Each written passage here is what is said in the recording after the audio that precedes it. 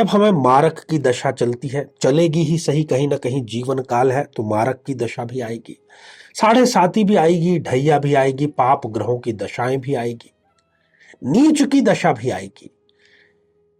तो उस समय हमें घबराना नहीं है, और ना इसके ठीक उलट जब उच्च की दशा हो, योग कारक ग्रहों की दशा हो, शुभ ग्रहों की दशा हो, तो हम ऐसा नहीं कि जमीन छोड़ करके आसमान में कदम रखना प्रारंभ कर दें। साथ ही मंगल दोष पर बड़ी ही विशद और सारगर्भित हमारी चर्चा चल रही है। आज पुनः एक तुला लग्न की जन्म पत्रिका में हम जानेंगे कुंडली विश्लेषण के दौरान कि क्यों मंगल दोष होते हुए भी दाम्पत्य में केवल आनंद ही आनंद संचारित हो गया।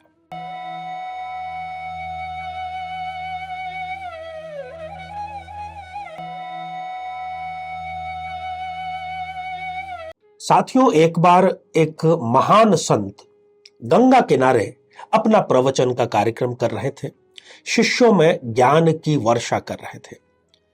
शिष्य भी बड़ी तन्मयता के साथ में उसको सुन रहे थे। अब हुआ ऐसा कि नदी में से एक बिच्छू धीरे धीरे रेंगते हुए आया और जो वो संत थे उनकी जांघ पर उसने डंक मारने का कार्य किया।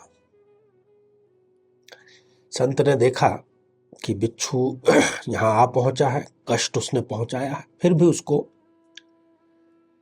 अपने कपड़े की सहायता से पकड़कर उसको पुनः माता गंगा में उसको छोड़ने के उसके किनारे उसको छोड़ दिया। थोड़ी देर बीती, पुनः वो बिच्छू वापस लौट करके आया और पुनः डंक मारने का कार्य उसने किया, और यह सिलसिला 4 बार हुआ। शिष्य भी ये सारी चीजें देख रहे थे, पूरा घटनाक्रम देख रहे थे। शिष्यों ने चौथी बार में कहा कि इस बार यदि ये बिच्छू लौट करके आया और इसने यदि गुरुदेव आपको डंक मारा तो फिर हम इसको मार देंगे, अब इसको ज्यादा हम सहन नहीं करेंगे। तब उस संत ने मुस्कुराते हुए कहा कि क्या एक बिच्छू से मुझे हारने को मजबूर कर दोगे? जब वो बिच्छू होते हुए भी, एक तुच्छ सा प्राणी होते हुए भी अपनी प्रवृत्ति नहीं बदल रहा है, निरंतर अपना कार्य कर रहा है, तो मैं संत होकर के अपनी प्रवृत्ति कैसे बदल सकता हूं? साथियों, हमारे साथ भी ऐसा ही होता है। जब हमें मारक की दशा चलती है, चलेगी ही सही, कहीं ना कहीं जीवन काल है तो मारक की दशा भी आएगी, साढ़े साती भी आएगी, ढैया भी आएगी, पाप ग्रहों की दशाएं भी आएगी, नीच की दशा भी आएगी। तो उस समय हमें घबराना नहीं है, और ना इसके ठीक उलट जब उच्च की दशा हो, योग कारक ग्रहों की दशा हो, शुभ ग्रहों की दशा हो, तो हम ऐसा नहीं कि जमीन छोड़ करके आसमान में कदम रखना प्रारंभ कर दें। दोनों में हमें संतुलित रहने हुए जो हमारी मानवीयता है, आखिरकार तो हम मानव हैं ही, तो हमारी जो मानवीयता है उसको जीवित रखने का कार्य करें, अपने आप को संतुलित रखने का कार्य करें। यही सच्चा और सही अर्थों में सार्थक जीवन कहलाता है। जीवन में किसी समस्या का सामना कर रहे हैं, जैसे कि शादी में देरी होना, पति पत्नी में मनमुटाव या तलाक तक की नौबत आ जाना, संतान का प्राप्त न हो पाना, नौकरी या धन प्राप्ति में बाधा आना, जीवन के प्रत्येक क्षेत्र में किसी न किसी प्रकार की बाधा आना, तो आज ही अपनी जन्म पत्रिका का संपूर्ण विश्लेषण करवाएं और पाएं समस्या से सदैव के लिए मुक्ति। तो मेरे बहुत ही प्रिय और बेहद सम्मानित साथियों, हृदय की असीम गहराइयों से अभिनंदन, बहुत बहुत हार्दिक स्वागत। साथियों, आज हम चर्चा करेंगे 31 दिसंबर 2022, जी हाँ, इस वर्ष के अंतिम दिन की। कैसा रहने वाला है ये दिन और कौन कौन सी आपको सावधानियां बरतनी चाहिए ताकि ये दिन सर्वश्रेष्ठ बीते, क्योंकि अंत भला तो सब भला। यदि आप कोई महत्वपूर्ण कार्य आज करना चाहते हैं तो राहु काल के बारे में भी हम आपको जानकारी देंगे कि उस कार्य को आपको टाल जरूर देना चाहिए, राहु काल से उसको प्रारंभ नहीं करना चाहिए। साथ ही मंगल दोष पर बड़ी ही विशद और सारगर्भित हमारी चर्चा चल रही है। आज पुनः एक तुला लग्न की जन्म पत्रिका में हम जानेंगे कुंडली विश्लेषण के दौरान कि क्यों मंगल दोष होते हुए भी दाम्पत्य में केवल आनंद ही आनंद संचारित हो गया। तो साथियों एक पंचांग पर दृष्टिपात कर लेते हैं पहले, फिर आगे बढ़ेंगे। शनिवार पौष शुक्ल नवमी है, रेवती नक्षत्र आज रहेगा, परिघ योग है और कर्ण कौलव रहेगा। राहु काल सुबह 9:48 से लेकर के 11:06 के बीच में रहेगा। तो इस बीच में कोई महत्वपूर्ण कार्य आपको नहीं करना चाहिए। शुरुआत करते हैं साथियों मेष राशि से।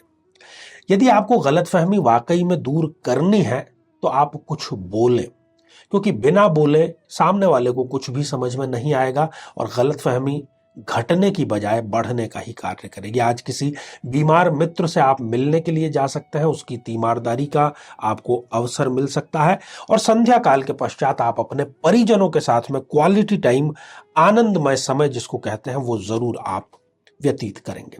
वृषभ राशि, आपकी जो बचत का पैसा है जिसको आपने भविष्य में अपनी किसी जरूरत के लिए या निवेश के लिए बचा करके रखा है, उसको आप बचा करके रखें। फालतू व्यर्थ के व्यय बिल्कुल भी आज ना करें। आज किसी यात्रा में आपको मनोवैज्ञानिक बाधा का सामना करना पड़ सकता है। जी हाँ, यात्रा की सारी तैयारियां हो चुकी होती है, कई बार हमारे मन में किसी प्रकार की कोई ग्रंथि आ जाती है, खास तौर पर किसी याद को लेकर के, तो हो सकता है कि इस यात्रा को आज आपको स्थगित करना पड़ जाए। निवेश की यदि बात करें तो निवेश किसी भी प्रकार से आपको नहीं करना है, उच्च से बच करके ही आपको रहना है। मिथुन राशि, आप जो कार्य करना चाहते हैं, हर व्यक्ति का अपना पसंदीदा कार्य होता है, वो कार्य आपको करने को न मिलना, उस दायित्व का आपको न मिलना आपके मन में थोड़ी सी निराशा और खिन्नता लेकर के आ सकता है।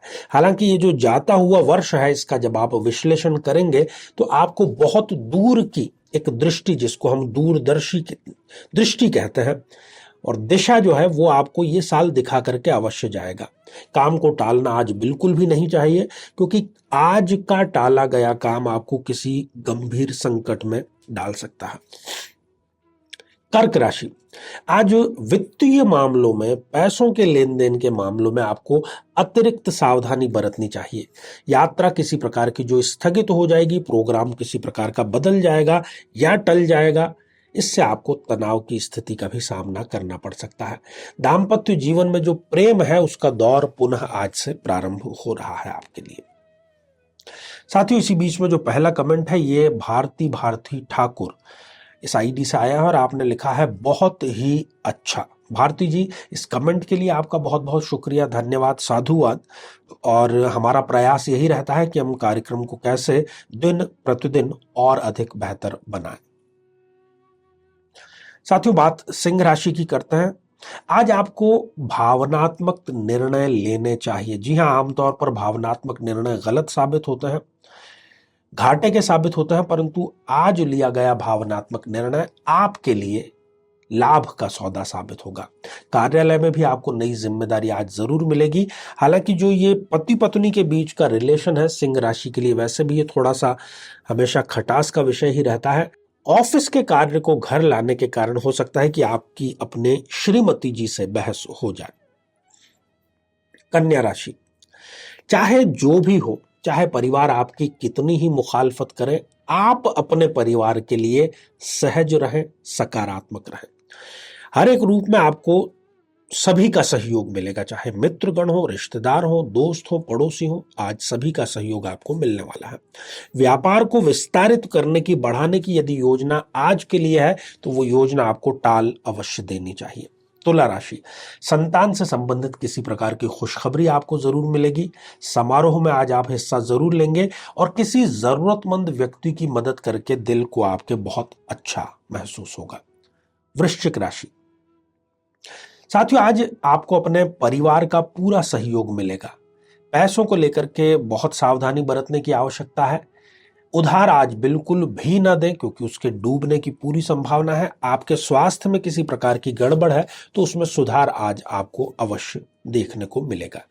साथियों इसी बीच में जो दूसरा कमेंट है ये बीना पाठक जी का हमने शामिल किया है और आपने नमस्कार आचार्य जी लिख भेजा है। तो बीना जी, बहुत बहुत साधुवाद, आशीर्वाद आपको भी, और ईश्वर आपकी सभी मनोकामनाएं पूर्ण करें। धनु राशि, आज आपको अपनी भावनाओं पर काबू रखना है। कई बार ऐसे क्षण आएंगे कि आपकी जो भावनाएं हैं वो गुबार उबाल मारकर सामने आए, परंतु काबू रखने में ही आपका फायदा रहेगा। किसी प्रतिष्ठित व्यक्ति से आज आपके भेंट की संभावना बन रही है।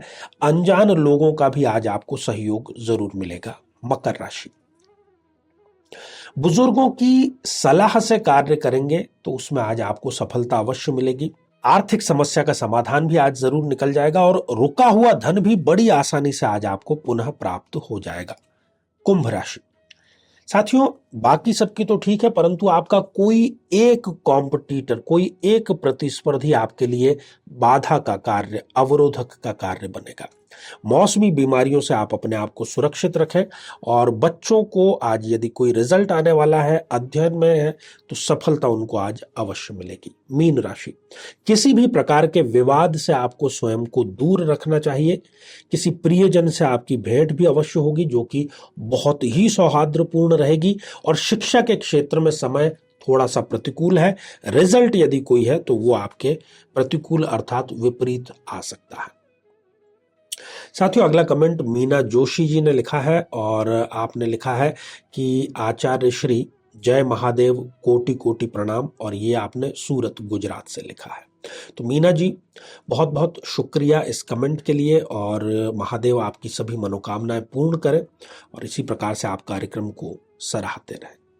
तो आइए साथियों, मंगल दोष पर हमारी चर्चा चल रही है। हालांकि तुला लग्न पर कल भी हमने एक दिन पहले भी इस पर चर्चा की है, परंतु एक और उदाहरण यहां ले पाना हमारे लिए बिल्कुल वाजिब इसलिए रहेगा क्योंकि इससे आपको अपनी कुंडली के विश्लेषण में बहुत सहायता मिलेगी।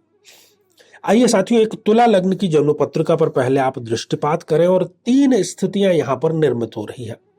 गलतफहमी कब पैदा हो जाती है कि चतुर्थ भाव में आते ही हम डिक्लेयर कर देते हैं आउटराइटली कि ये मंगली दोष है और ये प्रताड़ित करेगा, जबकि हर बार ऐसा नहीं होता है। यहां पर आप देख रहे हैं कि चतुर्थ भाव में मंगल विराजमान है और मंगल इस जन्म पत्रिका में मारक भी है, ये भी कह दिया जाता है। बात सही भी है, परंतु यहां पर मारक ग्रह भी यदि उच्च के हो गए, यहां पर मकर राशि में केंद्र में विराजमान हो गए हैं, तो वो बजाय दाम्पत्य का नुकसान करने के फायदा करने का कार्य करेंगे। रोचक नामक पंच महापुरुष योग तो उन्होंने बनवा ही दिया है।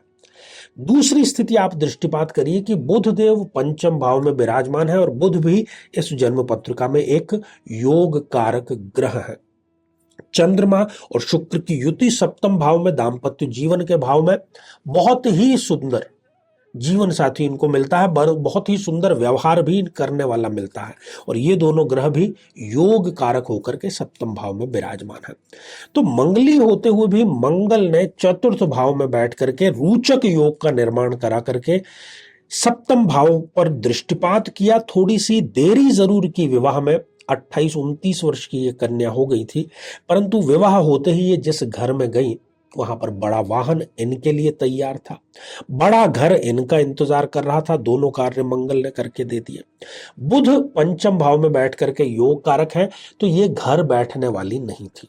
तो बुध ने इनको एक शिक्षिका के रूप में, वो भी सरकारी नौकरी इनको प्रदान की, और पहले ही वर्ष में इनको एक पुत्र संतान के रूप में, एक भाग्योदय कारक संतान के रूप में एक उपहार भी ईश्वर ने प्रदान किया।